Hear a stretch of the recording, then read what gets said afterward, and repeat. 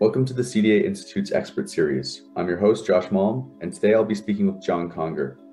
Conger is Director Emeritus of the Center for Climate and Security. John and I spoke about some of the most urgent and long-term challenges associated with climate change and how Canada and the US are both prioritizing climate as part of their respective national security strategies. Here is an excerpt from our discussion.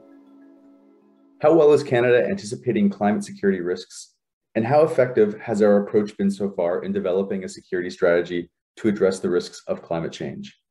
What we saw, and it's value, I think, to compare and contrast the U.S. and Canada in this context. So in the U.S., we had a polarized debate over climate change, arguing over whether it was even real. Like having non-scientists argue with non-scientists over a highly, or for a scientific consensus, which the scientists weren't arguing about. And so that led to a degree of paralysis in making any sort of climate policy. But where that paralysis didn't occur was in the national security context, because those very same people who are skeptical of climate change trusted the military's opinion. And when the military leadership and, generals and admirals, both active and retired, came and said, we should prepare for this, we cannot willfully leave ourselves a blind spot, that was accepted. And so you got a sort of in the U.S., the most progress that was happening, and one of the policy areas where you saw significant progress was the security area.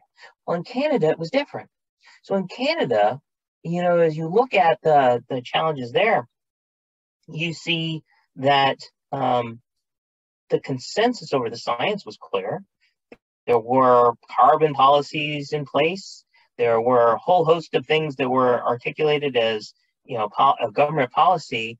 And so the security people weren't required to lead on the issue. They didn't need the security folks to lead to get their foot in the door. That they were well past that point. And so the security folks recognized the threat, but weren't sort of asked to prepare for it in the same way. And so if you look at Strong, Secure, Engaged, and you open up that document, you see several examples, but in the response, it was, hey, let's lower our emissions, which is important to do, but is not directly responsive to the challenges, right? Lowering your emissions doesn't help you get ready for bigger storms. Lowering your emissions doesn't help you figure out how you're going to do training or how you're going to, make your naval bases more resilient. It helps with the longer term challenges, no doubt, but it doesn't help with the short term challenges. And so it was a mismatch a little bit.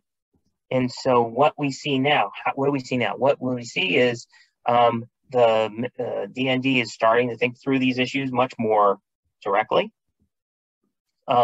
There are studies that are being done on climate and security and how to blend that into the Canadian national security posture.